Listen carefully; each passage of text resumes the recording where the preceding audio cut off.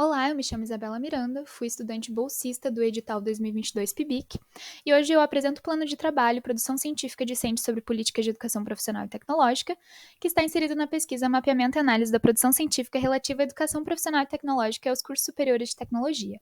A minha orientadora foi a professora doutora Cleci Kerbs, do curso de Tecnologia em Gestão Pública, situado no setor de Educação Profissional e Tecnológica da UFPR, o CEPT. O que justifica a nossa pesquisa é o fato das políticas de educação profissional e tecnológica, EPT, serem marcadas por disputas de diferentes grupos de interesse. Assim, foram objetos de pesquisa que compõem a produção do conhecimento na área, e essas pesquisas funcionam também como indicadores das políticas públicas.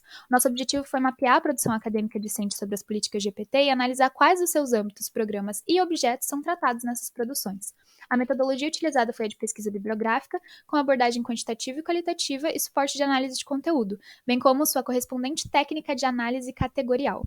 Para introduzir a discussão, nós fizemos uma revisão de literatura que tratou principalmente dos conceitos utilizados para o debate em políticas públicas, tratou da finalidade do EPT e as institucionalizações na área, e também a relação entre educação e trabalho, bem como os contextos de aplicação dos conceitos associados.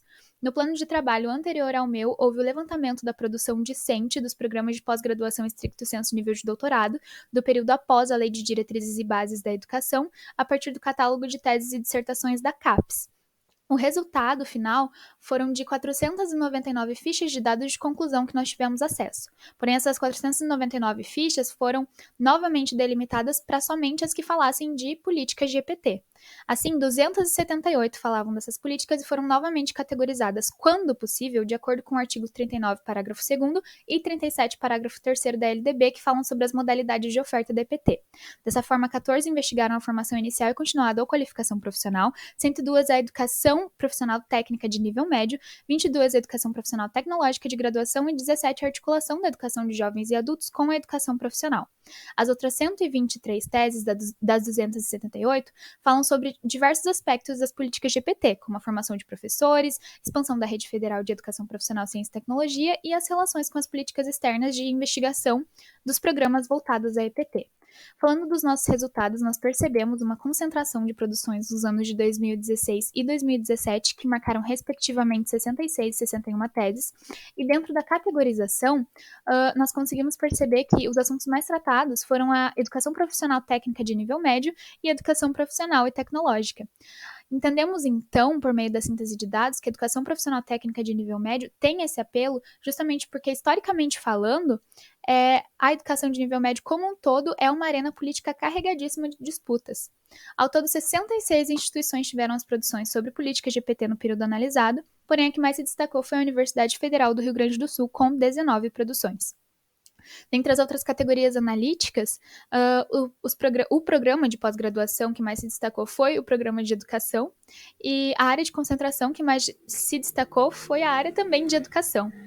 Falando sobre as palavras-chave mais observadas nas produções, nós percebemos que educação profissional e tecnológica, institutos federais, políticas públicas, Proeja, Pronatec e educação de jovens e adultos foram as palavras que mais apareceram.